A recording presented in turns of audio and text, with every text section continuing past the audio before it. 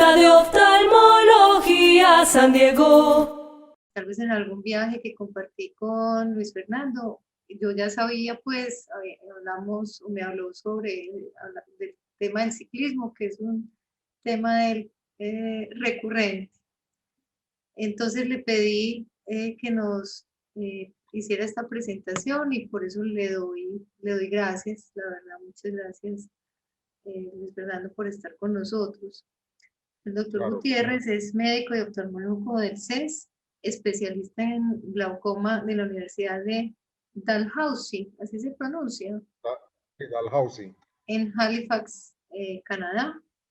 Fue docente de glaucoma por 17 años en la Universidad de Antioquia y ha estado con nosotros en la clínica desde el principio. Mono, como te decimos cariñosamente en la clínica, bienvenido, mil gracias por aceptar esta invitación y estoy segura de que vamos a disfrutar mucho esta conferencia. Yo conozco esa pasión, se te nota cuando hablas de eso. Muchas gracias, Catalina, muchas gracias por la invitación. Sí, realmente es un tema que a mí me gusta. Yo quiero, pues, decir que es una pasión que he tenido durante muchos años, pero no toda la vida. Realmente ha sido un descubrimiento ya de la edad adulta y desafortunadamente pues no soy un ciclista competitivo o demasiado bueno. Actualmente hay unos ciclistas muy buenos que uno se encuentra en la calle que uno quisiera seguirles el paso, pero bueno, lo importante, yo digo, de las actividades que uno perdón, es disfrutarlas y disfrutarlas en la medida que uno pueda, de manera que esto es algo que llevo en el alma y me gusta y lo disfruto mucho, así como disfruto la oftalmología también. Es algo que también otra pasión que tengo, el glaucoma es mi otra pasión. Y, y aquí quiero hablarles un poco Bueno, te voy sí. que me perdonas si interrumpo. Discúlpame que pues por la presentación y todo, se me olvidó comentarles.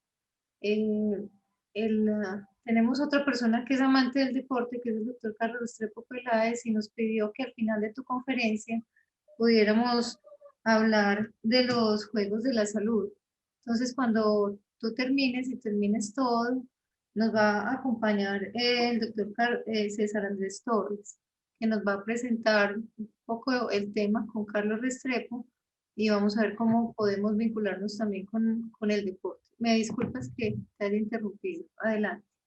No, tranquila, Cata. Bueno, entonces como vemos el título, vamos a hablar sobre la historia de la bicicleta, parte por poder entender el ciclismo.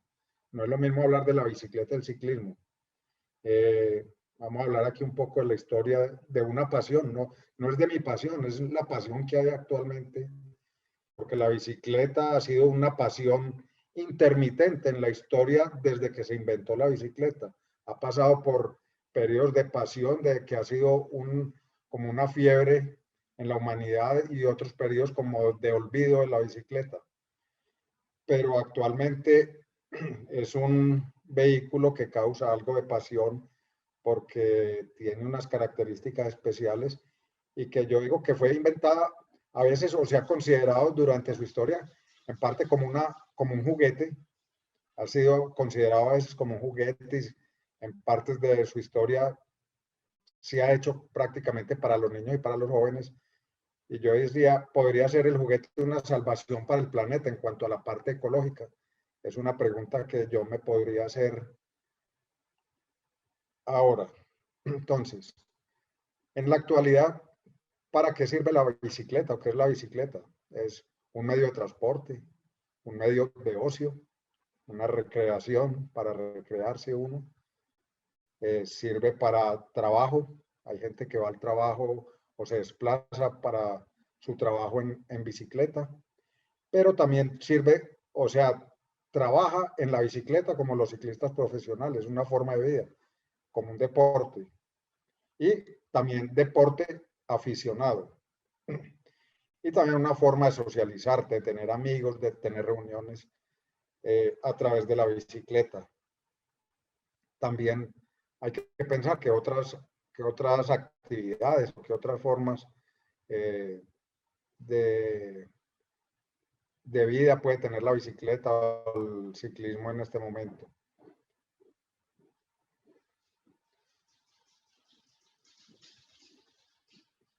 Perdón. Las características de la bicicleta es que es un vehículo personal, no es compartido, aunque hay vehículos, bicicletas tándem o algo que han sido compartidas, pero en general digamos que es un vehículo de tracción o de desplazamiento personal, es completamente ecológico, puede que su producción conlleve algo de contaminación, pero una vez que está producida va a durar muchos años y es completamente ecológico debido a que la propulsión es completamente humana, no es una propulsión externa, excepto probablemente en las bicicletas modernas actuales que están empezando a desarrollar las bicicletas eléctricas que sí tienen una propulsión diferente a la humana que puede conllevar algo de contaminación, en parte muy leve, pues, pero mucho mejor que lo que pueden tener otros medios de transporte.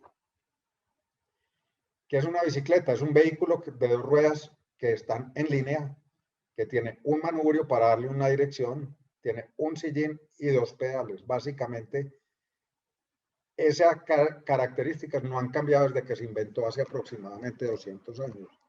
Entonces, vemos que es algo increíble que un vehículo que en 200 años no ha cambiado básicamente en su característica, su forma de su diseño. Y uno se preguntaría por qué tantos siglos se demoró la humanidad para inventar un vehículo tan sencillo, que es algo tan sencillo, ¿no? Y tan fácil pero podría ser que la tecnología no era la adecuada durante muchos años, aunque por ahí se habló de que Leonardo da Vinci tenía unos diseños de unas bicicletas, pero después se demostró que eso fue falso, ¿no? Él realmente no diseñó bicicletas. La primera bicicleta realmente fue diseñada por el barón Karl Freiherr von Drais, digamos, es alemán, en 1817, por lo cual se llamó la Dreisiana o Laufmaschine, que quiere decir máquina, máquina andante. ¿Sí? Él la diseñó en 1817 y la patentó en 1818.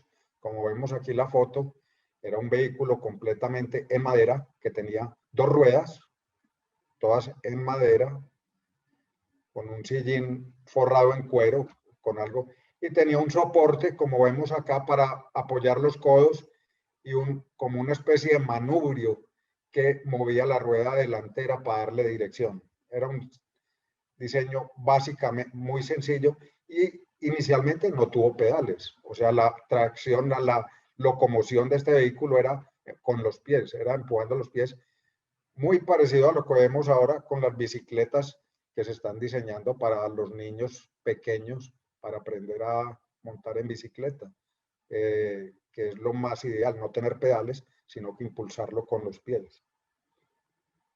Esta máquina andante o velocípedo, inicialmente se llamó velocípedo, aunque velocípedo se puede llamar todavía cualquier bicicleta, es un vehículo de desplazamiento humano. Entre 1818 que patentó y 1820 se puso muy de moda, fue como un boom en Europa y Norteamérica, pero luego disminuyó algo la popularidad hasta 1850 debido a que eran frecuentes los accidentes por caídas o por atropellamientos, porque la gente no estaba acostumbrada a que un vehículo de tracción más rápida que un peatón estuviera por las calles o por las aceras por donde caminaba la gente. Hubo ciudades incluso en Europa donde se prohibió su uso. Y debido a esto, en esa época se desarrollaron ya los triciclos y cuatriciclos. Ahora vamos a ver algo de eso para mejorar la seguridad. Sin embargo, en 1839, Kirkpatrick Macmillan le adicionó pedales. Eran unos pedales fijos con barras de hierro que impulsaban la rueda trasera, como vemos acá. Era una bicicleta muy pesada, parte de madera y con parte de hierro. Tenía muchos, era entonces una bicicleta pesada con ruedas grandes y eso hizo que no fuera demasiado popular. Luego,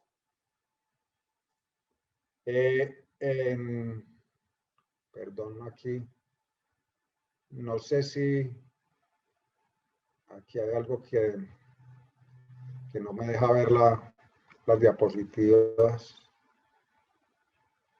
Bueno, perdón, yo que no me acuerdo el nombre, Pierre Michaud. La diapositiva no me la deja ver. Fue el primero que desarrolló una bicicleta verdadera con pedales, aunque esta bicicleta no tenía cadena, los pedales estaban pegados a la rueda delantera y era demasiado incómoda, era muy rígida, aunque el sillín estaba montado como una especie de fuelle elástico que permitía algo de amortiguación.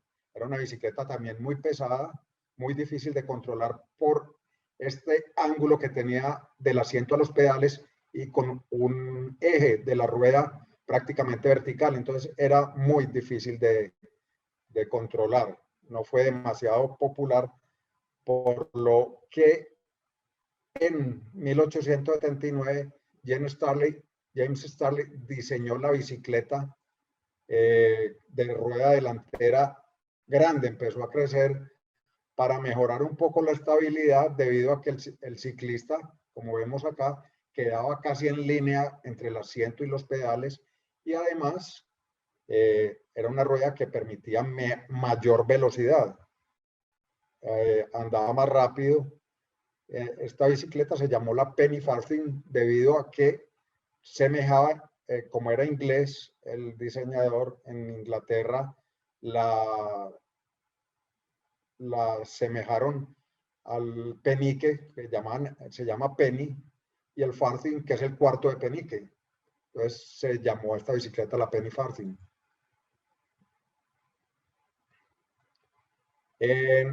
Apenas en 1885 se diseñó realmente la bicicleta moderna. Esta se considera la bicicleta moderna de seguridad, debido a que esta bicicleta anterior, la Penny Farthing o de rueda grande, era una bicicleta muy insegura, muy difícil de controlar, muy difícil de montarse, tenía que tener ayuda, aquí podemos ver como que había un soporte, la gente que empujar la bicicleta, montarse andando y treparse con la bicicleta andando era muy difícil, y debido a la altura hubo muchos accidentes donde el ciclista generalmente lo primero que impactaba el suelo era su cabeza. Entonces había accidentes graves con la Penny Farthing. Sin embargo, fue popular aún para las carreras. Las primeras carreras de ciclismo hicieron con la Penny Farthing, probablemente con la anterior, con la de Michaud, pero la mayoría de las carreras que se iniciaron, como vamos a ver ahora, Penny Farthing. Pero la verdadera bicicleta fue por John Kemp Starley, que inventó ya esta bicicleta, que la llamó de seguridad porque eran ya ruedas más pequeñas, de igual tamaño en línea, y ya se inventó la cadena, conectó la cadena a la rueda trasera, tenía un manubrio con un ángulo, el eje de la rueda delantera tenía un ángulo inclinado hacia adelante que le daba mucho mayor estabilidad a la bicicleta, y ya hacia 1890, 5 años después, le incorporó, inicialmente tenía ruedas de madera, pero luego se le incorporó la llanta, o sea, el neumático con cámara de aire, la llanta que fue inventada por el inglés John Dunlop. Debido a esto, se empezó la edad de oro de la bicicleta, o la locura de la bicicleta, llamó esa época entre 1890 y el principio de la Primera Guerra Mundial, o la Primera Gran Guerra. Debido a que el velocípedo de rueda grande cayó en desgracia por su inseguridad, como ya dijimos, aunque se hicieron las primeras carreras, y esta bicicleta moderna causó ese gran boom de la bicicleta, esa gran edad de oro, que, como vamos a ver, impactó grandemente en el ciclismo femenino, como vamos a ver acá. Esto es algo que me impactó a mí. Yo llevo montando en bicicleta bastantes años ya. Debo admitir que ya llevo más de 30 años montando en bicicleta. Y cuando yo empecé a montar en bicicleta, las mujeres eran muy pocas las que montaban realmente. Uno sí veía mujeres montando en bicicleta, pero realmente el ciclismo ha sido básicamente un deporte de hombres. Últimamente ha habido un gran boom del ciclismo femenino. Es increíble las mujeres que montan, de mujeres que montan en bicicleta. Yo creo que hay mujeres mejores que los hombres para montar en bicicleta, son increíbles. Además, se ven muy estéticamente muy bonitas montando en bicicleta, es increíble. Pero investigando me encontré esta belleza, y es que yo no sabía que la bicicleta no es ahora que las mujeres montan en bicicleta. Las mujeres, la bicicleta moderna permitió, esa bicicleta de seguridad permitió la liberación realmente de la mujer, porque disminuyó el riesgo de las caídas o por lo menos sus consecuencias. Ya no había esos accidentes tan graves con trauma encefalocraneano. Esto hizo que las mujeres que en el siglo XIX vestían con corsé, faldas con esas estructuras metálicas que llaman los miriñaques, tuvieran que cambiar su forma de vestir para poder empezar a montar en bicicleta y poderse desplazar. Entonces eso impulsó un boom del cambio de la vestimenta a principios del siglo XX, que fuera más práctica y neutra, como pantalones botianchos o faldas pantalón. Voy a mostrar aquí un video interesante en YouTube sobre esto. Dura unos 3, 4 minutos, no me acuerdo exactamente cuánto, pero es interesante para que lo veamos.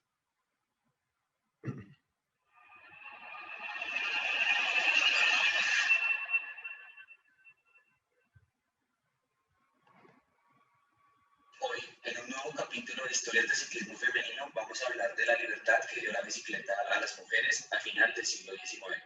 Porque si uno piensa en libertad, piensa en viajes y en grandes espacios. ¿Cuándo fueron los primeros viajes en dos ruedas? Desde los inicios del velocipedismo se organizaron viajes y ciclopaseos en los cuales se registró la presencia de mujeres.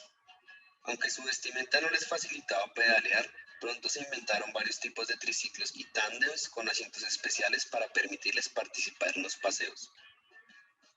Una vez demostrado que se podían hacer largas distancias con el mínimo esfuerzo, el estadounidense Thomas Stevens dio la primera vuelta al mundo en su velocípedo de rueda alta en 1886. ¿Las mujeres también descubrieron el mundo en bici? La bicicleta segura permitió que el cicloturismo ganara más simpatizantes y las distancias recorridas fueran cada vez más largas. Por supuesto, las mujeres también usarían la bicicleta para viajar, no solo dentro de sus regiones o países, sino también alrededor del mundo. Las ganas de montar en bicicleta contagiaron hasta las mujeres más importantes de la época, como la reina Margarita de Italia, la científica francesa Marie Curie. Mujeres como Fanny Bullock o Annie Londonderry descubrieron el mundo en sus bicicletas. La primera publicó libros contando sus viajes, la segunda aprovechó su fama de ser la mujer en darle la vuelta al mundo en bicicleta para ganar dinero. Estas ejemplares mujeres ayudaron a romper muchos paradigmas. En la década de 1890, la venta de bicicletas creció en Estados Unidos. Entre el 25 y 30% de las bicicletas vendidas fueron compradas por mujeres. La bicicleta empezó a ser usada por los niños y niñas. Se crearon clubes de ciclismo para promover su uso y en Australia Sarah Maddock animó a más de 1,000 mujeres a montar en bicicleta y conformó el primer club femenino de ciclistas en su país en 1895. ¿Qué representó la bicicleta para las mujeres de la época? El ciclismo empezó a ser parte de la cultura popular. La bicicleta empezó a representarse a través del arte de la pintura y la fotografía, y además se creó la literatura de viajes dedicada a contar aventuras en bicicleta. Estas narraciones establecieron rutas de viaje y a menudo destacaban aspectos del paisaje y la cultura por la gente de los lugares que visitaban los cicloviajeros. La bicicleta era un pasatiempo de moda para las mujeres y hombres. Entre 1896 y 1897 en Inglaterra se publicó la revista semanal The Lady Cyclist, que estaba dirigida a un público que podía comprar nuevas bicicletas y accesorios como sillines diseñados especialmente para mujeres, trajes de ciclismo, escuelas para aprender a montar, relatos de viajes, entre otros. Entonces, ¿el uso de la bici ya era completamente aprobado? Lamentablemente no. Estos cambios hicieron que la bicicleta se convirtiera en un blanco perfecto para quienes rechazaran la emancipación de la mujer con el pretexto de que representaba una serie de amenazas para la tradición social de la época. Algunas personas empezaron a creer que el sillín y el movimiento del pedaleo producía una estimulación sexual indebida para las mujeres. Los médicos aseguraban que la bicicleta podría causar un sinnúmero de afecciones reproductivas e incluso se llegó a creer en una enfermedad denominada cara de bicicleta. Este padecimiento era caracterizado, según los médicos, por ojos saltones, mandíbula tiesa y rostro demacrado, entre otros síntomas al montar en bicicleta. Sin embargo, en Estados Unidos el Movimiento Nacional de Sufragio Femenino se conformó en 1890 y mujeres como Susan B. Anthony y Elizabeth Cady Stanton comenzaron a usar la bicicleta y los bloomers como símbolo de liberación social y sexual. A partir de allí, las mujeres empezaron a tener un mayor control de su vida y placer sexual, que siempre estuvo dirigido y dominado por los hombres. Apareció la figura de la nueva mujer y el miedo social que generó fue representado en numerosas caricaturas. Durante la última década del siglo XIX se publicó una serie de manuales de comportamiento a la hora de hacer ejercicio físico y montar en bicicleta. Estas normas estaban orientadas a mantener el comportamiento pasivo de las mujeres incluso encima de la bicicleta. Algunas de estas normas fueron: no te canses, no te sobreesfuerces ni te desmayes, no rechaces ayuda, no uses la jerga ciclista y siempre ve acompañada por un hombre. No obstante, el cambio del rol de la mujer en la esfera pública y privada era un hecho.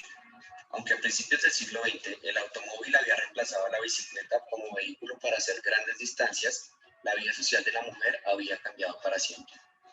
La movilidad entre fronteras fue símbolo de liberación femenina. Los movimientos sufragistas y las mujeres desde el ámbito político encontraron en la bici el instrumento de autonomía e independencia que apoyaba y legitimaba sus luchas. No se pierdan el próximo capítulo. Regresamos del norte para conocer más del ciclismo colombiano.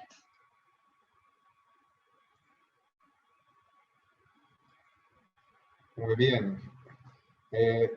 No sé si les pareció un poquito largo, pero me parece muy interesante el video. Me llamó mucho la atención todo lo que se habla ahí sobre la liberación femenina. O sea, impresionante eso. Uno no tiene como esa idea de que la liberación femenina esté tan ligada a la bicicleta y todos esos cambios que hubo, además de los mitos que había sobre el sillín en las bicicletas, que todavía existen, pues todavía hay algo de esos mitos, aún en los hombres y en las mujeres, de que el sillín puede causar problemas sexuales o algo, lo cual es completamente falso. Bueno, como se mencionó en ese mismo video, con el siglo XX, con el auge del automóvil, en la época de 1920 o probablemente un poco antes, hasta 1960, llegó como decayó, o sea, hubo la decadencia, se perdió el entusiasmo por la bicicleta, debido a que obviamente el automóvil era el rey en esa época, era su majestad. La gran depresión que hubo en los años 20, las guerras y luego la Guerra Fría, hicieron pues que la bicicleta no fuera tan importante, aunque no se perdió debido a que esa misma depresión y eso hacía que la gente no tuviera el poder adquisitivo para tener los automóviles. En los años 60 empezó nuevamente como a resurgir la bicicleta, pero básicamente como juguetes, era para los niños, si nos acordamos, eran bicicletas que se hacían, si vemos las películas de los años 60 y esa época, los anuncios publicitarios de esa época, las bicicletas eran para los niños, básicamente. Sin embargo, con la cultura hippie alrededor de los años 70, fines de los 60, 70, resurgió grandemente la bicicleta debido a que hubo esas bicicletas que llamaron chopper, que emulaban las fotos a las motos de esa época, que fueron introducidas o fueron digamos, introducidas en la película Easy Rider, que era de Peter Fonda, que fue un ícono del cine en esa época, que ganó premio Oscar y todo, como vemos acá. Aquí vemos a Peter Fonda en su moto chopper, que lo hizo famoso. Eso fue tal vez la película más famosa, la que lo hizo famoso a él.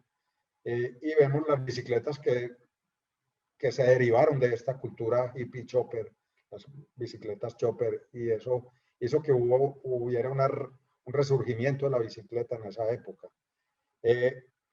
Entre los años 1960 y 70 se duplicaron las ventas en Estados Unidos de bicicletas, y ya entre 1970 y el 75 se cuadruplicaron, o sea, hubo un boom de la bicicleta, y empezó la bicicleta del BMX inspirada en las motocicletas de motocross. Y además, ya en los años 70 finales, empezaron a desarrollarse algunas versiones iniciales de las bicicletas de montaña o MTB. La bicicleta verdadera de montaña ya empezó como en los años 70, principios, que se empezó a fabricar en masa a principios de los años 80. Y fueron basadas en desarrollos de los años 70 por un grupo de hippies de California, pues Richie, hubo varios desarrolladores, eran unos hippies o unos desarrolladores de bicicletas que tenían unos talleres propios en California, que se hicieron luego famosos y tienen bicicletas y tienen ya marcas propias de componentes de ciclismo. Estas bicicletas fueron diseñadas para andar en cualquier terreno, pero originalmente eran bicicletas muy básicas, muy pesadas, con marcos de acero pesados, incómodas, no tenían suspensiones. Sin embargo, a finales de los 80 empezaron ya como nuevos materiales, el aluminio, y se desarrollaron las horquillas de suspensión, que lo llamamos tenedor, nosotros en Colombia realmente se llama la horquilla, y se desarrollaron mejores llantas o neumáticos que hacían un poco más cómodas estas bicicletas. La primera bicicleta que se desarrolló en masa realmente como bicicleta de montaña fue la Specialized Stone Jumper en 1980, que vendió las primeras 500 unidades en ese año. Era una bicicleta ya mucho más liviana, de 13 kilos, que era para esa época bastante liviana, con ruedas de 26 pulgadas, que es el estándar de la bicicleta de montaña hasta hace relativamente muy poco, pero no tenía suspensión. Vemos aquí el tenedor de horquilla, que era una bicicleta realmente muy básica, era una bicicleta en acero, pero que ya supuso el desarrollo. Era un triple plato acá y solamente tenía 5 piñones atrás, o sea que tenía 15 cambios, contrario a lo que tienen ahora las bicicletas de montaña, que es muy diferente, como podemos ver acá las bicicletas modernas, que pueden ser de suspensión sencilla en la horquilla, como vemos en esta, o de doble suspensión. Eso ha tenido un desarrollo impresionante en diseños y en materiales y suspensiones para todo tipo de competencias. El estándar, como vemos en este momento, ya que se usa más 29 pulgadas en las llantas de bicicleta de todoterreno, aunque hay 27.5, 26 pulgadas ya casi no se usa. Ya, y los cambios han variado mucho. Después hablamos de eso. Desde los años 90 a la actualidad, yo podría decir que se debe contar como el segundo gran boom de la bicicleta del ciclismo, como deporte y como actividad recreativa. O sea, probablemente desde los 80, pero en los años 90 se desarrollaron ya unos componentes o unos materiales mucho mejores para las bicicletas, como la fibra de carbono, que hace que las bicicletas sean mucho más rígidas, más livianas y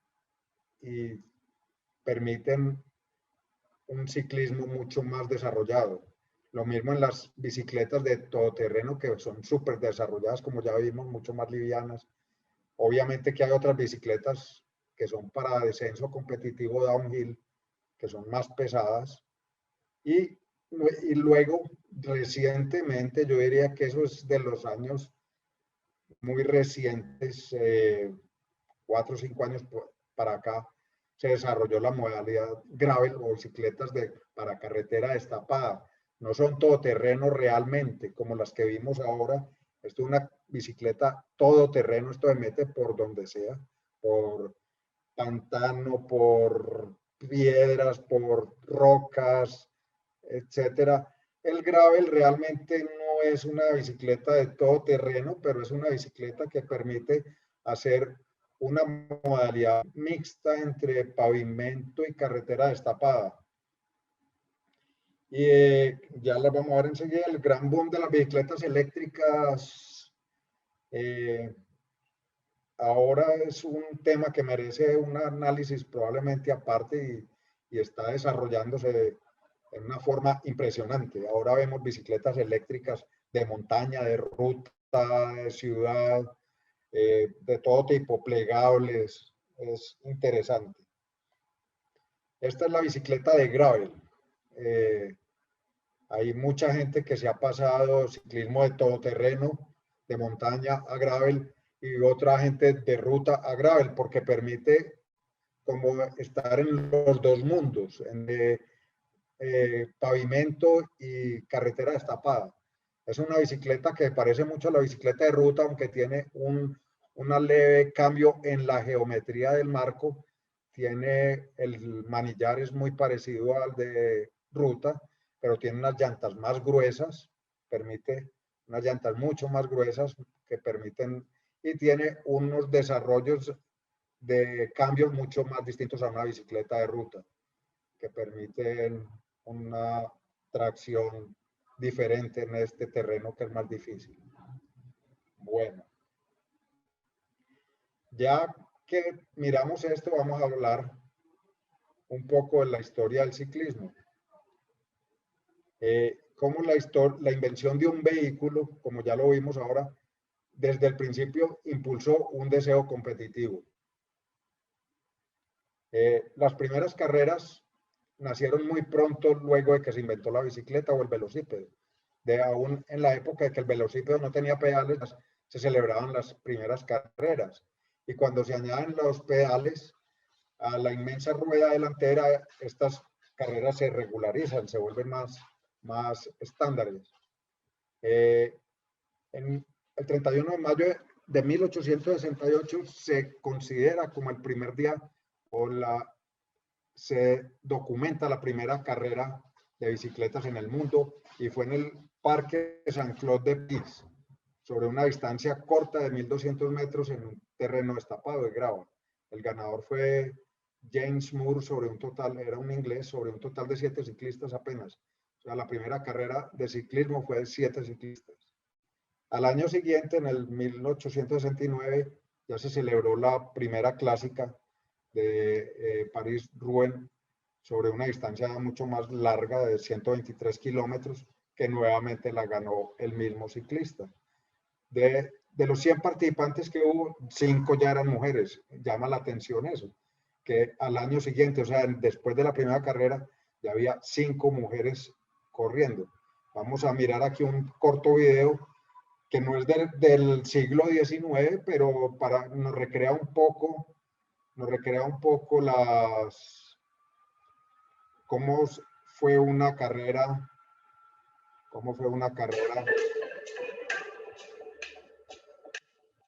aquí por el anuncio que no lo pude cortar.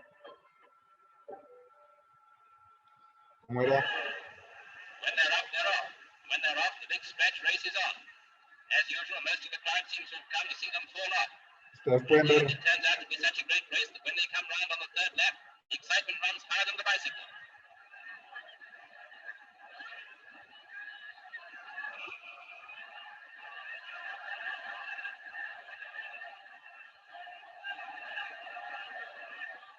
Eventual winner is C.A. Denny of the Polytechnic Cycling Club.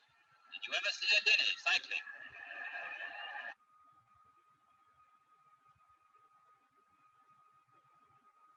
bueno, ese era muy corto para que veamos cómo en esas penny farthing o esas velocípedos de rueda grande, cómo corrían, increíble la velocidad que alcanzaba esa gente.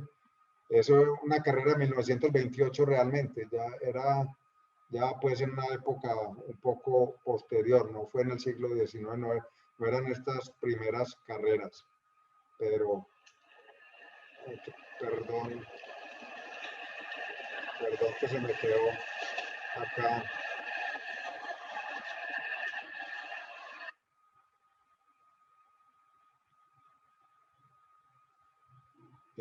Bueno, en 1885, el inglés Renault inventa la cadena, como ya habíamos hablado, y la tracción se traslada a la rueda delantera, pero trasera, y aún antes de la existencia de los neumáticos o llantas que llamamos nosotros, en todo el mundo se llaman neumáticos o cubiertas, empiezan a celebrarse las primeras carreras de resistencia en bicicleta en el medio oeste de los Estados Unidos.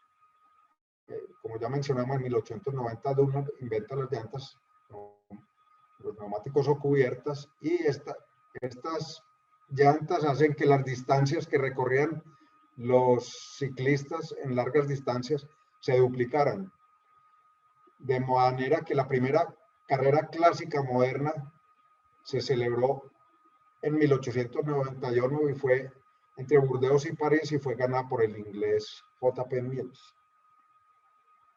Las tres grandes carreras de ciclismo que ya conocemos, que son las más prestigiosas por etapas, son las únicas reconocidas por la UCI de 3 semanas.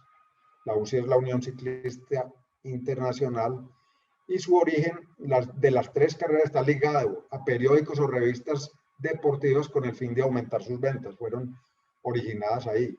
El Tour de Francia fue originado en 1903 a través del diario Lotto, y lo ganó el francés Maurice Garin. El Giro de Italia en 1909, 6 años después, lo ganó el italiano Luigi Ganna, y el origen está ligado al diario deportivo La Gazzetta dello Sport. Todavía en la camiseta rosa, en la maglia rosa que llaman, está el nombre de La Gazzetta dello Sport, sigue siendo el patrocinador, existe todavía La Gazzetta dello Sport. Y en 1935 la Vuelta a España, o la Vuelta como la llaman, lo gana el belga Gustave Delors, y fue originada con colaboración del diario Informaciones. Aquí tenemos a Maurice Garin cuando ganó el primer Tour de Francia.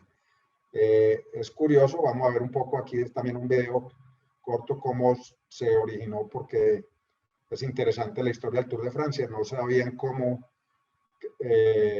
uno cree que eso pues fue una gran carrera inicialmente, ¿no?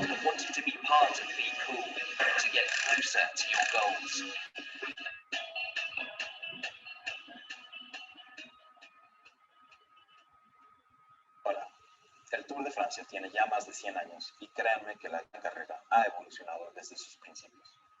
Veamos a qué parecía el primer Tour de Francia. En enero de 1903, Henri Desconches, director del periódico Auto, un periódico especializado en el ciclismo, anunció la creación de la carrera de ciclismo más grande jamás organizada, que sería del 1 de junio al 5 de julio. Desafortunadamente, las condiciones fueron demasiado difíciles y los premios eran tan bajos que al principio nada más 15 corredores se inscribieron Esto siendo demasiado poco para la carrera más grande jamás organizada. Henri de Grange decidió retrasar la carrera y sobre todo aumentar los premios de los ganadores. Finalmente, 60 corredores estuvieron en la línea de comienzo el 1 de julio en Montgeron, en los suburbios de París, enfrente del famoso Réveil Matin. El comienzo se hizo en los suburbios, ya que el jefe de la prefectura de París, Louis Lepine, había prohibido las carreras en la capital. Aunque la carrera sea mucho más corta hoy en día y no contenga ninguna etapa de montaña, las condiciones del primer tour fueron mucho más difíciles. Los participantes tenían que recorrer un tour de 2.428 kilómetros en solo 6 etapas, uniendo las ciudades más importantes de Francia: París, Lyon, Marseille, Toulouse, Bordeaux y Nantes. El francés Maurice Garin terminó la distancia de París a Lyon, o sea 467 kilómetros, en solo 17 horas, 45 minutos y 44 segundos. Las etapas eran tan largas y difíciles que los corredores tenían 3 días de descanso entre las etapas. Sobre los 60 ciclistas que empezaron la carrera, nada más 21 cruzaron la línea final en París. El 18 de julio, Maurice Garin, quien ya había ganado 2 etapas, ganó la sexta y última etapa que ligaba Nantes a París, con más de 3 horas de adelanto sobre el segundo lugar, Lucien Potier, lo cual sigue siendo hoy en día el récord por más grande diferencia entre el primer y segundo lugar. El último lugar, Arsène Milochot, tendrá más de 65 horas de diferencia con el primer lugar. Aunque la carrera haya sido organizada por el periódico Auto, el periodista enviado al evento, Jérôme Lefebvre, quien fue el que tuvo la idea del tour en primer lugar, se contentó de cubrir el comienzo y el final del tour, viajando por tren entre las diferentes ciudades del tour. Ni siquiera estaría presente a la llegada de Maurice Garin, el ganador de la primera etapa en Lyon. Esto no impidió al Auto de que aumentara sus impresiones a más de 40.000 ejemplares. El Tour de Francia fue un gran éxito con el público y se estima que más de 100.000 personas asistieron a las llegadas de las etapas en provincia, de alrededor de 20.000 a la llegada en París. Fresco después de tal éxito, el Tour de Francia fue renovado el año siguiente y el ganador fue nuevamente Maurice Garin. Aún así, pocos meses después, Garin y los 3 finalistas en el ranking general fueron descalificados por trampa, y así nació la leyenda del Tour.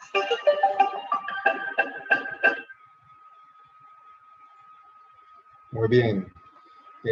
Interesante la historia. Es un poco más larga, pero es un buen resumen. Yo no me imagino en esas bicicletas en esa época, sin repuestos, sin nada, de esa gente cómo hacía para hacer etapas de más de 400 kilómetros. Increíble, ¿no? Pero bueno, las primeras carreras de montaña, digamos, empezaron en los años 90, pero su origen se remonta al ciclocross. El ciclocross es una modalidad que no tenemos en nuestro país, o si hay es muy incipiente. Eso incluye carreras a campo traviesa con obstáculos. La gente tiene que cargar su bicicleta al hombro para superar los obstáculos. Y el primer campeonato internacional de ciclocross fue en 1902. Aquí vemos ciclistas modernos, estas son carreras modernas de ciclocross que son muy populares en Europa y Estados Unidos. Con bicicletas que se parecen mucho también a las bicicletas de gravel y a su vez a las de ruta. En 1990 fue el primer campeonato, no fue en Purgatoria, aquí fue en Durango, Colorado, Estados Unidos, el primer campeonato mundial de montaña, de bicicletas de montaña, ciclomontañismo. Y las series ya mundiales que incluyen 9 carreras, o sea, es como un campeonato durante el año, con 9 carreras en Europa y Estados Unidos, se iniciaron en 1991. En Atlanta, en los Juegos Olímpicos de Atlanta, fue la primera vez que se corrió como deporte olímpico el ciclomontañismo. Los componentes básicos de una bicicleta. Aquí tenemos una bicicleta de ruta donde tenemos básicamente el cuadro, la horquilla, el sillín, la bolsa de repuestos, el manillar, como llaman las trepadoras o manetas, el pedalier o el envielado, ya vamos a ver un poco más. para que aquí vemos el ciclocomputador. Normalmente, pues, ciclocomputador tiene uno cuando le gusta el ciclismo como deporte, pero no es necesario, obviamente. Las manetas o trepadoras, donde tiene uno los frenos y los cambios de la bicicleta. La horquilla, como ya mencionó, que aquí también lo llamamos tenedor. Aquí vemos el envielado o pedalier, que es como realmente se llama el pedalier, un pedal automático o de calas, como vamos a mirar enseguida. Las calas son, o chocles, son unos artefactos plásticos que uno tiene en el zapato que encajan en el pedal y hacen que uno esté agarrado a la bicicleta. Tenemos aquí el descarrilador delantero que hace que la cadena cambie entre estos dos piñones. En esta bicicleta de ruta llevamos dos piñones adelante. Esto se llama el plato delantero. En el envielado o en el pedalier tenemos el plato mayor o piñón mayor y por dentro el plato menor, que hay diferentes tamaños de acuerdo a las capacidades o a las condiciones técnicas que uno quiera de subida o de plano que uno quiera usar, o los ciclistas en las carreras. Atrás tenemos el cassette o pacha, como en Colombia le decimos pacha, realmente se llama cassette, que es donde están los piñones traseros, y ahí va la cadena que la cambia el descarrilador o el tensor trasero. Normalmente eso está entre 10 y 12 piñones actualmente. De acuerdo a las bicicletas más modernas ya vienen con 12 piñones atrás, 11 todavía es bastante moderno, ya el 10 son bicicletas de hace algunos años, ha ido ya migrando hacia 12 piñones. Tenemos la bolsa de repuestos y herramientas, y esto nosotros lo llamamos la caña del sillín, pero realmente se llama tija del sillín, y donde va el manurio o manillar se llama la potencia. Nosotros en Colombia le decimos a eso la espiga, pero realmente el nombre real es potencia. No olvidar llevar un inflador de repuesto cuando uno sale, obviamente. Aquí tenemos la biela del lado opuesto del pedalier, la otra biela. Y aquí, siempre que se dé la bolsa de repuestos, siempre se debe llevar un neumático de repuesto. Aquí tenemos la herramienta, aquí vemos una multiherramienta, hay mucho tipo. Tenemos una cápsula de gas de CO2 con unas palancas para cambiar el repuesto, para cambiar la llanta, para poder sacar la llanta. Y esto que vemos acá es el adaptador de la cápsula de gas a la válvula del neumático. Bueno, quiero mencionar algo pues rápidamente de lo que yo he hecho en el ciclismo, pues no, rápidamente no voy a detenerme mucho en eso. Mi primera bicicleta realmente yo compré mi primera bicicleta en 1929, Monarch, una Monarch muy parecida a esta. Aquí yo logré encontrar una foto, pues no tengo foto de esa época, pero esta es la bicicleta que había en esa época. Era de un solo cambio, no tenía yo en esa época, no tenía para tener una bicicleta de ruta. Más o menos hasta el 72 73 empecé a nadar como deporte, porque realmente en esa época pues la bicicleta era más era en esa época que era más como un juguete, como para salir a montar por ahí con los amigos, pero no lo hacía uno como un deporte real. En cambio ya empecé a nadar como un deporte ya oficial, como inicié mi vida deportiva con la natación durante varios años, hasta que el estudio de la medicina me hizo dejar la natación por falta de tiempo, porque la natación es un deporte muy exigente en tiempo de entrenamiento. Debido al estudio de la medicina, empecé a jugar tenis de campo en los ratos que tenía libres. Era más fácil, no tenía que tener un horario de entrenamiento diario. Entonces, en consecuencia de todo esto, pues olvidé la bicicleta, no volví a montar. La vendí, creo que mi mamá en esa época la regaló. Entonces, en esa época, pues no existía como esa fiebre del ciclismo que hay ahora, que uno ve grupos de ciclistas, amigos que salen, o sea, no es lo que hay ahora realmente. Ahora realmente sí hay una fiebre del ciclismo. En esa época no. Uno tenía uno o dos amigos, salíamos por ahí a montar, sí mucho en la ciudad, daba una vuelta en esa época. El tráfico de automóviles era muy poco, entonces era muy seguro montar en la ciudad y uno no salía lejos realmente. Entonces mi reencuentro después de que ya era médico, me fui a estudiar a Canadá a hacer glaucoma ya. Hice medicina, hice oftalmología, nada seguía jugando tenis con mis lesiones de codo, del hombro, lesión del manguito rotador, todo eso, pero ahí seguía jugando tenis. Pero llegué a Canadá y allá con uno de mis profesores, el doctor Ramsey, me invitó a una finca que pues, él vivía en una casa campestre, digamos, como a una hora de la ciudad de Halifax. Y en un fin de semana en un puente me invitó y me dijo, ya tengo bicicleta, lo invito a montarme. Mi pinta de ciclista, pues cero ropa de ciclismo, tenis. Como ven acá, él tenía su bicicleta de ruta y me prestó la primera bicicleta en el año 90, imagínense, estaban empezando las bicicletas de montaña, cero suspensión, muy básica. Fue mi primera y yo quedé prendado con la bicicleta, me encantó. Montamos por allá unas rutas espectaculares en Nueva Escocia, lo más hermoso del mundo. Yo quedé prendado, además que en la ciudad otro de los profesores, el doctor Reed, me prestó, yo tenía otra bicicleta con la que ya me transportaba, no era una bicicleta sino que era una bicicleta urbana en la que me transportaba para ir al hospital.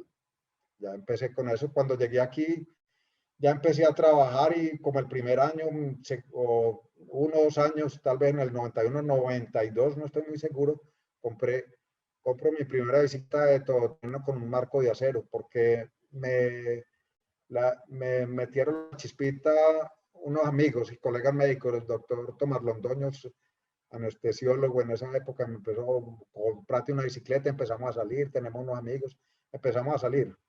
Y, y descubrí que la bicicleta no es solo pues, la bicicleta, no era un juguete, no era ahí como sino que me di cuenta que era algo muy chévere. Ya había tenido la experiencia en Canadá y vi que sí, que era un medio muy bueno para mantener la salud.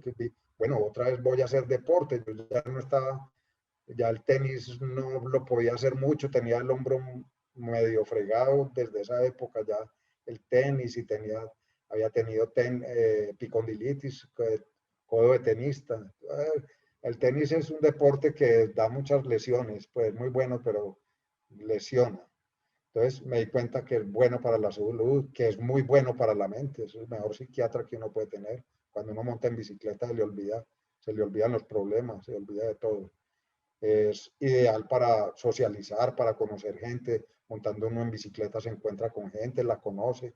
Y además también pues puede montar con los hijos, con la familia, con los cuñados, los primos, con la gente que conoce de la familia. O sea, puede compartir en familia. Si sale uno a unas vacaciones ya la bicicleta. Entonces, desde esa época tuve esa primera bicicleta de aluminio, perdón, de acero, y rápidamente en el 94 la cambié, que esta es la bicicleta que tuve en el 94.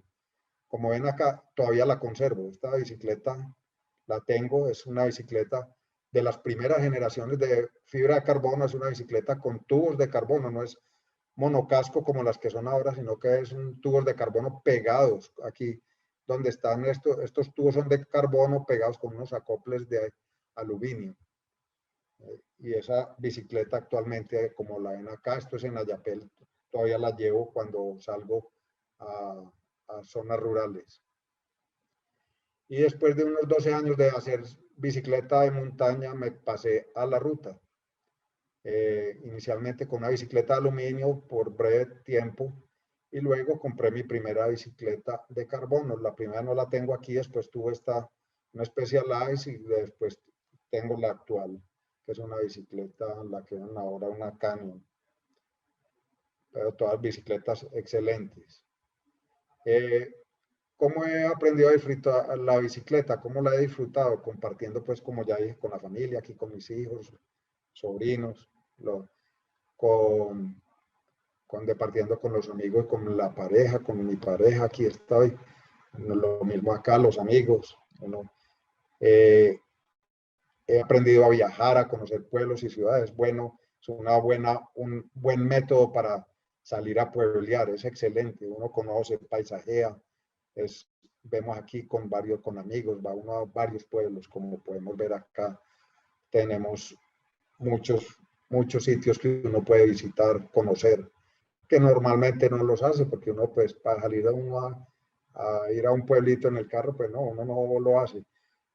Otra forma de disfrutar la bicicleta, participar en las competencias que hay. Generalmente uno como ciclista aficionado, pues no se mete a una competencia de profesional. Normalmente para los aficionados se llaman los grandes fondos, un gran fondo. Aquí en el Quindío, en la Etap, en el Valle, otros.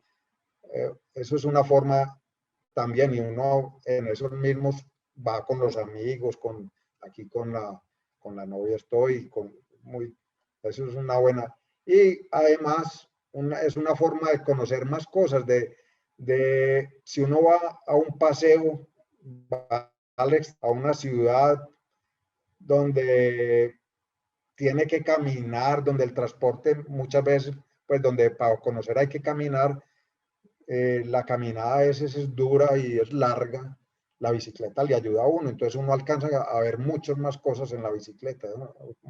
Una experiencia buena salir en los viajes al exterior y tener bicicleta para conocer. Entonces, ¿qué ha sido para mí la bicicleta? ¿Cómo ha sido? Para mí es un invento, yo creo que el mejor invento que ha hecho la humanidad para desplazarse de una forma muy simple y ecológica. Como ya vimos, es una mente sana en cuerpo sano, o sea, para la mente y para el cuerpo. Es un estímulo para socializar, para la sana competencia, como ya vimos, para los grandes fondos, para competir, todos los ciclistas somos competitivos, realmente pero eso es una competencia sana. Cuando uno está con los amigos quiere estar mejor que el otro, entonces es una muy sana competencia, muy chévere, es algo que disfruta uno. Si no está muy bien, no compite. Si uno se siente mejor, trata de ir mejor que los amigos. Bueno, como ya vimos, interesante, un aspecto que descubrí que ha servido para la emancipación, para la liberación de la mujer. Increíble, pero cierto. Y ahora vemos que las mujeres, yo creo que nos van a desplazar a nosotros como actores principales en el ciclismo. Las mujeres, es increíble la cantidad de mujeres que montan en bicicleta ahora. Es un sistema de transporte limpio y simple para el futuro. Y yo puedo afirmar que eso es como una enfermedad.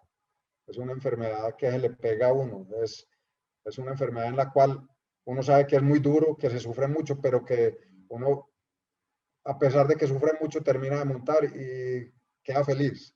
Una gran satisfacción. Y sufrió mucho. Uno cae fundido, que le duelen las piernas, le duele todo y uno es feliz. Para mí eso es el ciclismo realmente. Bueno, yo creo que si hay algún comentario o alguna pregunta.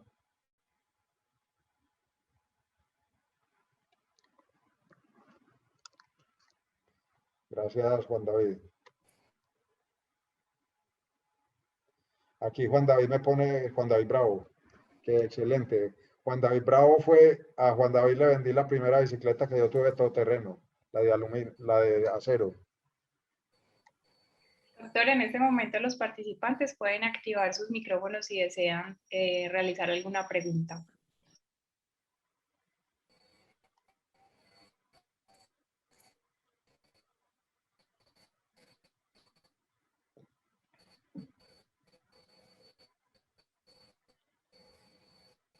Gracias.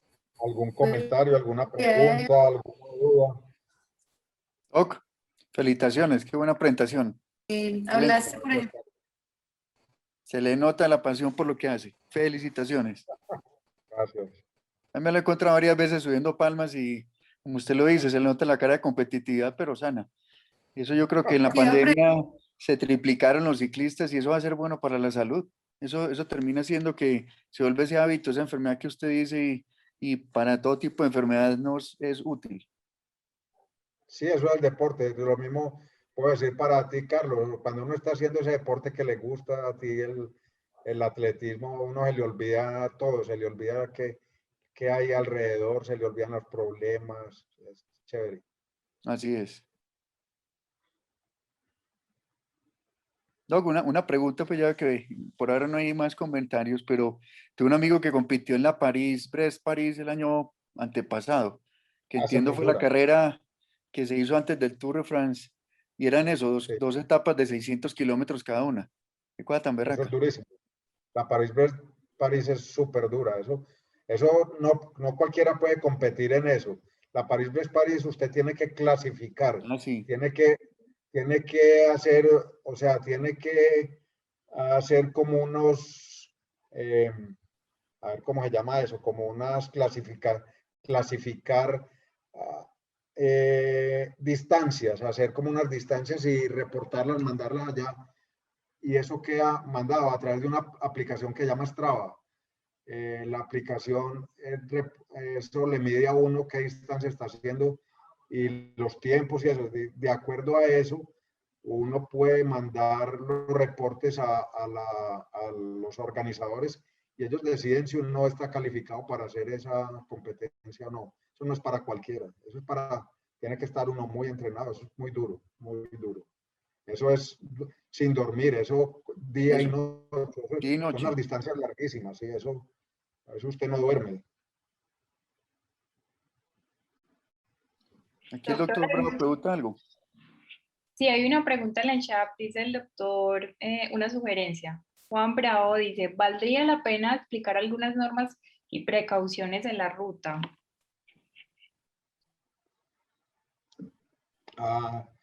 Normas y precauciones. Pues yo creo que las normas son las normas, primero las normas de tráfico. Normalmente los ciclistas nos las brincamos mucho, eso es cierto.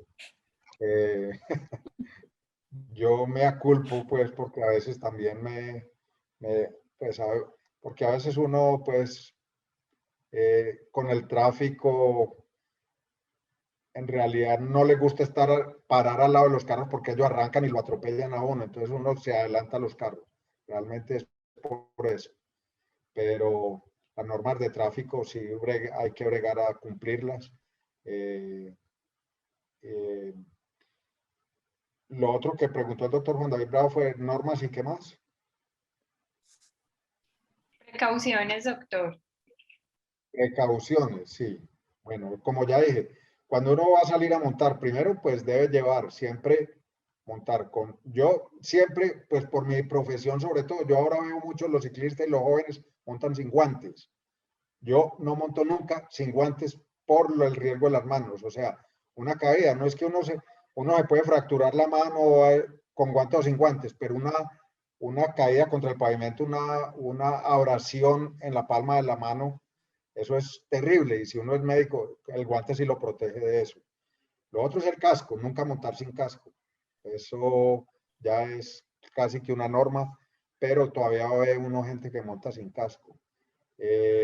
La otra es precauciones, siempre salir, si uno va a salir a montar, digamos, una distancia considerable, no alrededor de la casa, sino va a ser alguna distancia considerable, como mostré, debe llevar por lo menos repuestos y herramientas, porque uno no sabe cuándo se va a varar, sobre todo un pinchazo muy frecuente, y uno no debe ser como decir, el ciclista que la gente no quiere porque no lleva, por ejemplo, el neumático de repuesto, no lleva la herramienta y eso, y tiene que pegarse de los demás, o no lleva el inflador, entonces lo tienen que ayudar y regalarle el neumático, entonces siempre llevar eso. ¿Qué otras precauciones? Si ve que depende del clima, llevar chaqueta, o sea, nunca salir. Uno debe siempre tener algunas precauciones dependiendo de las condiciones en las que vaya a montar. Si va a salir en el día, va a estar varias horas al sol. Obviamente ponerse antisolar, muy importante, protegerse del sol. La ropa, muy importante, no mencioné, la ropa de ciclismo. La ropa de ciclismo a veces la gente piensa que eso es muy por boom, porque le gusta a uno estar muy a la moda. La ropa de ciclismo tiene su razón de ser. La ropa de ciclismo tiene sus condiciones que son transmisoras del calor y del sudor, o sea, permiten la evaporación de la sudoración y al mismo tiempo intercambio de calor. Y la badana, que es la pantaloneta de ciclismo, tiene unas condiciones higiénicas especiales que nunca se deben usar con ropa interior. Eso es muy importante. Cuando uno es ciclistas con ropa interior, Dios mío, esos con seguridad se van a pelar. La ropa interior lo único que hace es darle a uno peladuras, ya saben dónde, pues, donde uno se sienta por lo menos. Entonces, no. La otra, pues que no es precaución, sino que si uno puede aprender a montar con zapatos con pedales automáticos, es muy bueno porque no corre el riesgo de que se le resbale el zapato del pedal y golpearse. Y uno aprende, inicialmente hay que aprender a usarlos, generalmente se va a caer, es normal caerse cuando uno usa pedales automáticos, pero uno aprende a hacerlo y es mucho mejor. Porque el pedal de plataforma o el normal sí tiene el riesgo de, pues no es tan eficiente para pedalear y uno se puede resbalar y golpearse con el pedal en la espinilla o el pie. Doc, y una cosita que he escuchado a varios amigos que son ciclistas que les recomiendan a los que están iniciando y es que lo manejen como el buceo, que traten de salir siempre acompañados, porque uno si ve a algunos solos por ahí y puede pasarle algo, Dios no quiera, y es bueno Sí, tener claro. el compañero, pero tengo varios amigos que hacen eso porque salen solos porque son demasiado competitivos y me tienen ahí como en este Garmin, lo tiene y otros relojes, como contacto de emergencia por si hay una desaceleración rápida, me manda un mensaje con la ubicación de ellos por si se accidentan, que eso es otra opción de estar en contacto Sí, y con eso es una seguridad. opción, claro. Sí.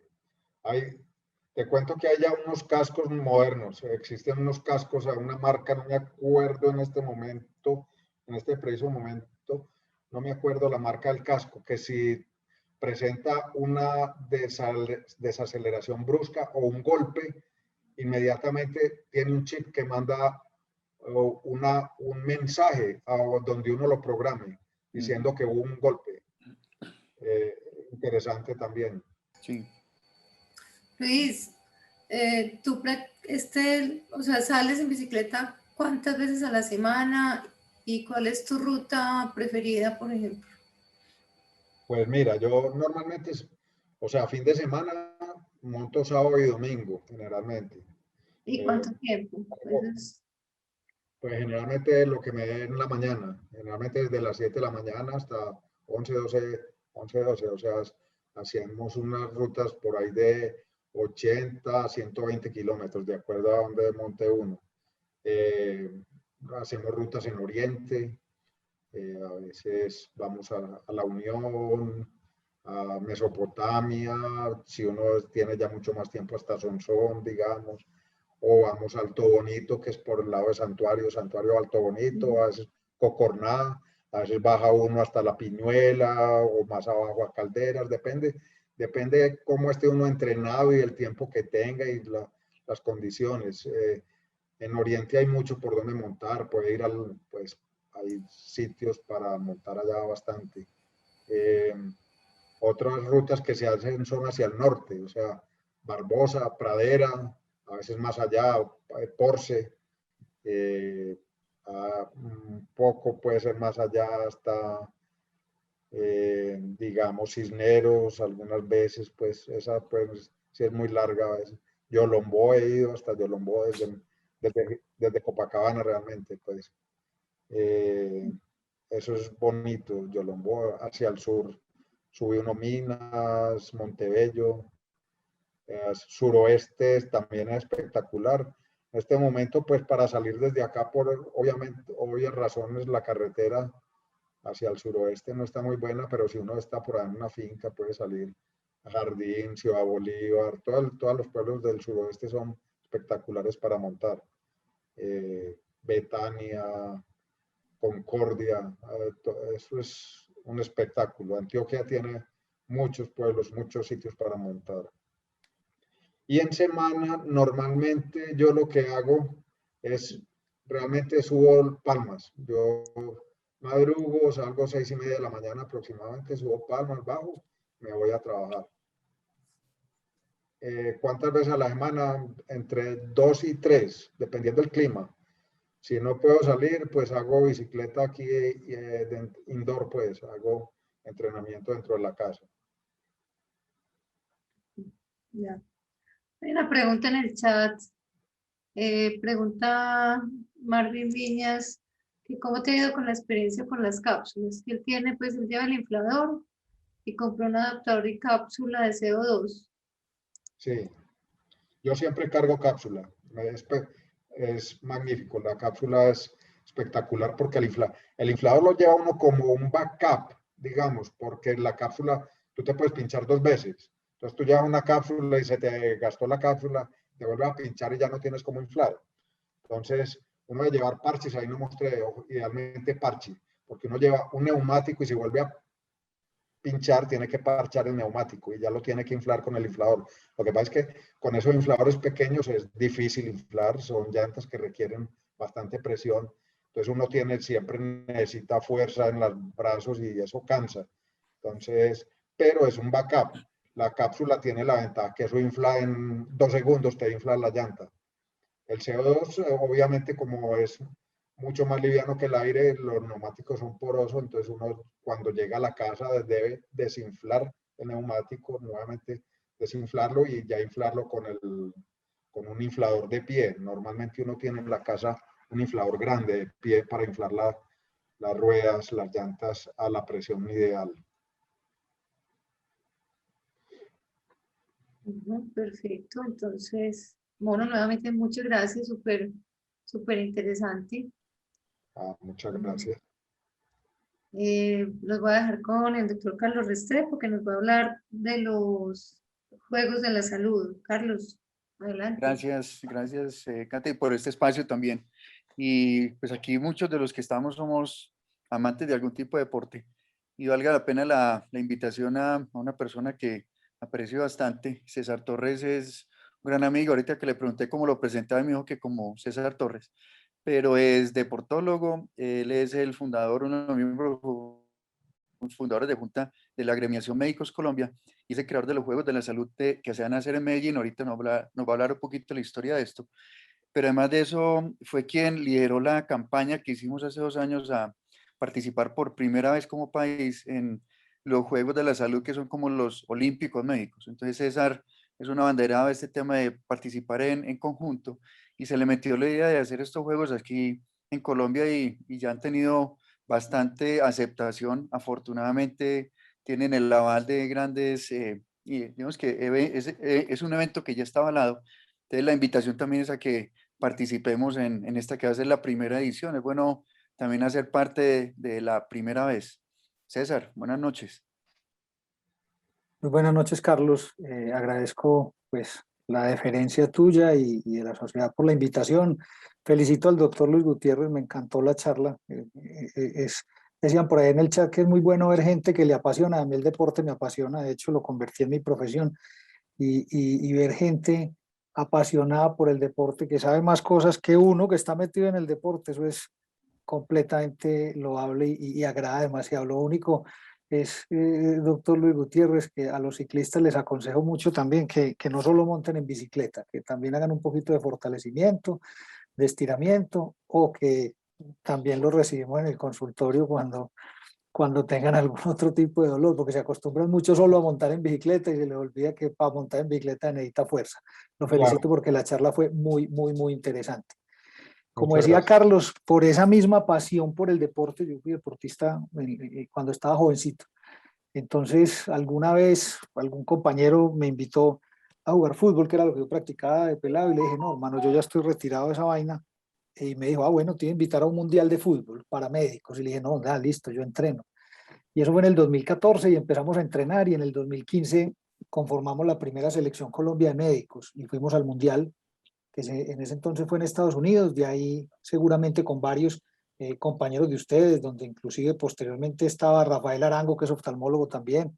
Fuimos a un mundial en Barcelona, luego fuimos en Austria, luego fuimos a República Checa, y se convirtió en una muy buena disculpa para practicar la pasión, que era el deporte, y además de eso hasta para pasear con la familia, porque ya entonces eso se volvió un programa de todo el mundo y ya hacíamos selección donde hacíamos unas jornadas en varias ciudades para escoger la selección, y así empezó hasta que nos dimos cuenta que había más, porque yo he sido siempre inquieto en que no solamente es el deporte, sino que tiene que haber más. Y había una edición de unos Juegos Olímpicos, se llaman realmente los Medigames, que son una simulación en todo lo que es el sistema de Juegos Olímpicos, pero para personal de la salud. Entonces era muy rico porque ya no solamente eran médicos, que probablemente sería algo excluyente, ya esto es incluyente a todo el personal de salud, no solamente para hombres, sino también para mujeres, lo que hace muchísimo mejor el tema. Y además de eso, pues abarcaba también la participación de los acompañantes. Y nos montamos en ese barco y le dimos a la gente, y llamamos a amigos, grandes amigos como Carlos, que es un gran amigo que admiro bastante, y le dije: Caliche, ¿a usted le gusta el atletismo? ¿Se apunta para esta vaina? Carlos se apuntó gente de ciclismo, invitado el doctor Luis también para la próxima. Y empezamos con esa locura, y nos fuimos a Budva, Montenegro, lejos, a la edición número 40. Entonces ya uno empieza a pensar, hemos perdido 39 años de oportunidades en el tema de deporte para los que practicamos cualquier profesión de la salud, y que además de eso siempre estamos diciendo a la gente: haga ejercicio, haga actividad física, haga deporte, y eso pues nos llenaba como de bastante pasión. Nos fuimos, como dice Carlos, primera vez que participamos en esa vaina, y fue una experiencia bastante enriquecedora desde el punto de vista social, desde el punto de vista multicultural, y desde lo deportivo ni se diga, porque se participa desde los 18 años hasta los 100 años por categorías en todos los deportes. Íbamos a ir el año pasado a Portugal, y por razones conocidas por todos fue cancelado. Este año entonces seguía Portugal porque lo habían aplazado, lo cancelaron, y dijimos: no, venga, nosotros nos podemos quedar sin esto. Todos los días nos están recalcando que el personal de salud son los héroes, que son los que más han trabajado, que son los que más... Bueno, premiemos al personal de salud haciendo unos juegos, porque es que el deporte debe ser la mejor expresión para demostrarle a la gente que debemos salir de todo el letargo y el estrés que nos genera nuestra profesión, que la escogimos bien, pero que finalmente también estresa. Y nos montamos en esa otra vaca loca, que es formar y participar en unos juegos. Yo tenía pues la experiencia porque participé en los Juegos Suramericanos como director médico. Le dije a la Junta: venga, Médicos Colombia tiene que montar unos juegos. A Dios gracias se montó la idea, empezamos, contratamos una empresa logística que se llama Madero Travel, y con esa empresa logística empezamos a hacer los juegos, pero pues con temas de los picos, la pandemia, no sé qué, se estaban aplazando. Nosotros escogimos una fecha que es en agosto. Finalmente ya recibimos el aval de la alcaldía de Medellín, o sea, es un evento de ciudad. Ya recibimos el aval del INDER Medellín, que es quien pone los escenarios. Entonces vamos a tener los escenarios de la ciudad, los mejores escenarios que hay en la ciudad para la práctica deportiva. Y ayer recibimos el aval y el apoyo del Ministerio del Deporte. Se convierten entonces en unos juegos que va a ser la primera edición. Esperamos cumplirle a la ciudad y a nuestro personal de salud con lo mejor que tenemos para el deporte. Les voy a hacer aquí una presentación rápida de lo que va a ser este tema. Creo que lo tengo por acá. Me dicen por favor si se está viendo. Ya empezó. Bueno, espérate que esto empezó por el revés. Listo. Muy bien. Entonces son los Juegos Deportivos de la Salud en Colombia, primera edición en Medellín. Escogimos Medellín, sé que de pronto hay participantes de otras ciudades, pero dijimos: venga, la idea nació acá, la Agremiación Deportiva Médicos de Colombia nació acá, premiemos la ciudad con la primera edición de los Juegos, pero el objetivo es que cada año cambiemos de ciudad. Vamos a mirar cómo nos va este primer año, muy probablemente por una petición que nos hizo la ciudad y quedaría dentro del convenio. Tendríamos que hacerlo los 2 primeros años en Medellín y posteriormente empezar a hacerlo en las diferentes ciudades del país. Va a ser, perdón, del 11 al 16 de agosto, eso es un puente, se compite de miércoles a domingo para el lunes trasladar la gente a las ciudades. ¿Qué son los juegos? Es la primera edición de unos juegos creados para profesionales en todas las ramas de salud, incluso metimos también a los médicos veterinarios, que han sido bastante importantes para nuestras mascotas, para nuestros animalitos, están también invitados, y todo el personal de salud, desde el administrativo hasta el personal pues, operativo en salud. Vamos a competir de forma individual o por equipos, dependiendo pues obviamente los deportes. Pueden participar todos los profesionales de salud con títulos o los estudiantes que sean medicina o áreas afines, pueden participar los visitadores médicos tan importantes en nuestra labor dentro del ejercicio de la salud, y también pueden participar los acompañantes. Me explico, yo voy a ir a la ciudad de Medellín, voy a participar en atletismo, quiero participar en 100 metros, pero mi esposa, que es abogada, va a ir conmigo y a ella le gusta correr 10K. Ella puede participar, sí, ella puede participar, pero no va a contar en el medallero. Se va a llevar su medalla de participación, pero en el medallero general no va a contar, pero puede participar, obviamente, se inscribe y participa. La sede va a ser pues nuestra ciudad inicialmente. Tenemos unos hoteles sede, que son el Hotel NH y el Hotel Stellar Square, que quedan pues acá en el foco central de la ciudad. Los juegos, acomodación 4 noches, 5 días en acomodación doble, con desayuno buffet, es lo que incluye el tema de juegos. Es importante saber que la mecánica nuestra es igual a la de CSO, que también se vinculó con nosotros. CSO es la empresa dueña de los Medigames, o sea, de los Juegos Deportivos de la Salud. Hicimos un convenio con CSO, su sede es en Francia, CSO va a venir a nuestros juegos y van a avalar nuestros juegos como los juegos preseleccionables para los Medigames del 2022. Eso para nosotros es un muy buen espaldarazo, van a participar con nosotros y utilizamos el mismo modelo que ellos tienen. El protocolo de seguridad, vamos a tener todas las pues, opciones que tengamos para los protocolos vigentes, y tenemos una ventaja, es que la gran mayoría del personal de salud va a estar vacunado en el momento de los juegos. Eso nos dará de algún modo el tema protección, pero igual vamos a protegernos con todo lo que tiene que ver con puestos de desinfección, control de aforos. Pues muy probablemente nosotros no vamos a tener público, pero sí vamos a tener acompañantes, y además de eso los deportistas en una villa olímpica o en una villa deportiva, más que villa olímpica, en una villa deportiva, porque muchos escenarios van a estar cercanos el uno al otro y van a querer las personas ir a ver a sus compañeros. Va a haber un simposio de salud, bienestar y deporte. Este simposio, les cuento, va a ser virtual, pero vamos a tener la oportunidad cada uno de los participantes de observarlo durante los juegos y por un tiempo específico, donde vamos a tratar básicamente temas de deporte, salud y COVID, que en deportistas van a haber unos temas muy, muy interesantes con grandes invitados a nivel nacional y algunos compañeros que ejercen su profesión por fuera del país.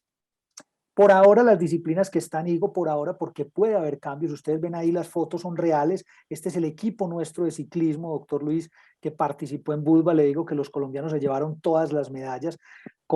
Se compite por por categorías, pero nuestro ciclista, el segundo de izquierda a derecha, fue el campeón general del ciclismo, Gabriel Ortiz, neuroradiólogo, y ganó en todas las categorías, se ganó todas las etapas.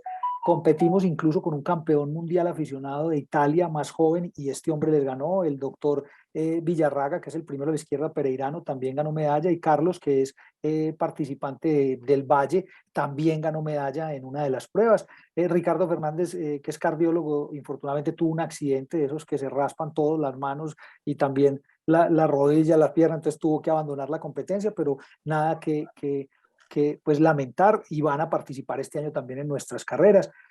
Abajo tenemos atletas de la media maratón, y además de eso el señor Keiri Amarillo es el padre de uno de nuestros competidores, de nuestros deportistas, que participó como un acompañante, se llevó todo el disfrute de la carrera. Acá en Medellín vamos a tener ciclismo de montaña, natación carreras, atletismo pista, atletismo fondo, ajedrez. Y algunas otras que están pendientes son baloncesto, voleibol, bolos, porque eso dependerá de los participantes que se interesen en llegar. Tenemos triatlón, también está en la parrilla de juegos. La triatlón va a ser en Guatapé, va a haber 2 pruebas. Va a haber prueba de sprint un día y a los 2 días va a haber un olímpico. Son las pruebas de triatlón que vamos a tener. Fútbol va a haber categoría 11 abierta, categoría abierta con mínimo 12 equipos. Torneo de categoría máster, más de 40 años también en fútbol 11. Triatlón, como les dije, natación, ciclismo y atletismo en las 2 modalidades, sprint y olímpico. Ajedrez va a ser torneo suizo, va a ser en la sede, inicialmente en el hotel sede de los juegos. Va a haber tenis de campo, las categorías van a ser menores de 35, entre 35 y 45, de 45 a 55 y de 55 a 65 o más. Así es como lo tiene CSO en los Juegos mundiales en los Medigames. Tenis de mesa, juegos de 12 minutos donde equipos jugadores juegan 2 de 3 para ganar. Baloncesto, categorías, va a ser mixto, no va a ser abierto, no va a haber categorías, pero va a ser mixto. Este tipo pues dependerá de la cantidad de personas que se inscriban.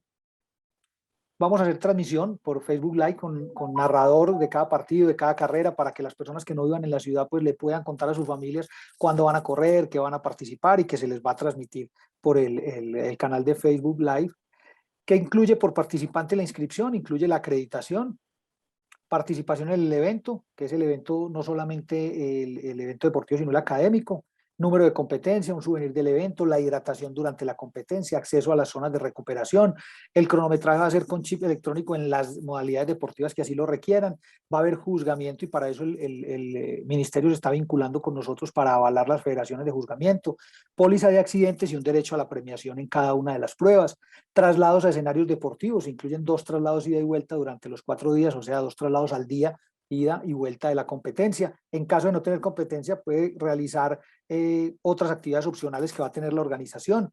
Una camiseta del evento que estará pues distribuida a cada una de las personas, tanto los deportistas como los acompañantes que se inscriban al evento. Una actividad de bienvenida que en este momento está pues por gestionarse, inicialmente está pactada en el hotel, pero con el interés que tiene la ciudad probablemente sea en un escenario, dependiendo del número de participantes, un poco más grande, y sea una actividad de bienvenida ya tipo juegos, y en eso estamos pues pendientes con un brunch refrigerio. La cena de integración, esta se realizará en una zona de la ciudad con todo lo que tiene que ver con el tema de aforos y bioseguridad. Actividad de premiación, cada uno tendrá premiación, se premiarán los 3 primeros y cada uno tendrá una medalla de participación en los juegos que tendrá pues como recuerdo de los mismos. Como les dije, CSO es nuestro aliado, CSO París es la organización que tiene como dueño a los Medigames. Aquí abajo tienen ustedes los teléfonos donde se pueden comunicar con nuestra empresa logística, eso lo maneja no la junta, sino la empresa logística, allá se pueden comunicar. Teníamos hasta ayer, hasta el 15, teníamos unas fechas de descuento, la vamos a prolongar para las personas que están acá hasta el 30, con unos descuentos especiales para la participación. Tiene un valor de 1.088.000, que incluye acreditación, alojamiento en el hotel, traslados, arbitraje, camisa, el evento, hidratación, asistencia médica, premiación, el brunch de bienvenida, la ceremonia de integración con traslado, una cena al hotel, el simposio.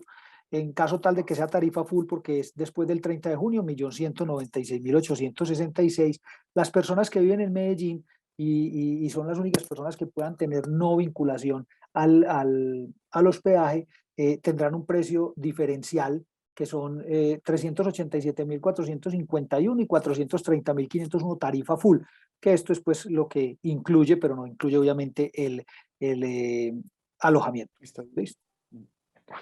Perfecto, aquí están los contactos, tenemos el Facebook, el Instagram, los teléfonos para que se comuniquen con nosotros.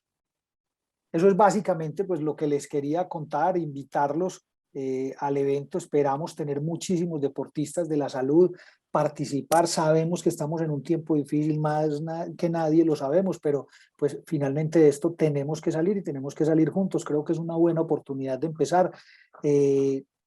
No sé, quedamos abiertos a alguna pregunta, algún interrogante que tengan, y esperando que muchísimas personas participen. Esto no solamente es para ganar, esto con participar, con estar en contacto con otras personas, con declarar esa pasión, como lo decía el doctor Luis ahora, con eso yo creo que ya todos saldremos ganadores, y sería una muy buena oportunidad para hacerle un homenaje a todo el personal de salud con algo bien bonito que es el deporte. Así es, César, es un momento de reencontrarnos también con los amigos. Alrededor del deporte se presta para todo esto, y como decías, con todas las normas de seguridad, pero es claro que sobre todo practicando el deporte es muchísimo más seguro, y casi todos o todos vamos a estar vacunados en ese momento. Muchas gracias, hombre. César, no sé si No, aquí hay a algunas ustedes por el preguntas en el chat. espacio. Dale. Aquí hay unas preguntas en el chat y básicamente tiene que ver con las fechas. Ya hablamos del 11 al 16. Vieron que el costo pues es un costo que es muy asequible a todos, y hay algo que inclusive había hablado de pronto en algún momento con los que vamos a participar de la clínica, y después vamos a hacer un equipo, pues va a participar Antioquia como Antioquia, pero pudiera haber un equipo de la clínica Oftalmología San Diego con su camiseta y todo eso, que eso también sería bonito para estar ahí presentes, y foticos y todo lo demás. Hay mucho deportista en la clínica, César. Juan Bravo dice que si pueden participar estudiantes de medicina, sí, claro, estudiantes de medicina, de enfermería, de fisioterapia, de farmacia, de cualquier rama de la salud, desde estudiantes hasta profesionales, y los profesionales que trabajen como administrativos en algún hospital. Por ejemplo, ustedes tienen un equipo en la clínica y quieren sacar el equipo de la clínica de voleibol, y resulta que tienen un jugadorazo, pero él es un ingeniero, pero es que es el ingeniero que trabaja en costos de la clínica le da un certificado que es labora en la clínica, y él podría participar en el deporte de conjunto con la clínica. Eso es bastante importante, y los estudiantes todos tienen entrada, obviamente. Muchísimas gracias. Ahí están los datos, y por favor, pues lo pueden hacer público y hacer que la gente visite nuestros sitios y animar a la gente a que participe. Yo creo que si todos animamos a un amigo a que participe, vamos a hacer unas muy buenas justas. Muy gracias, doctor.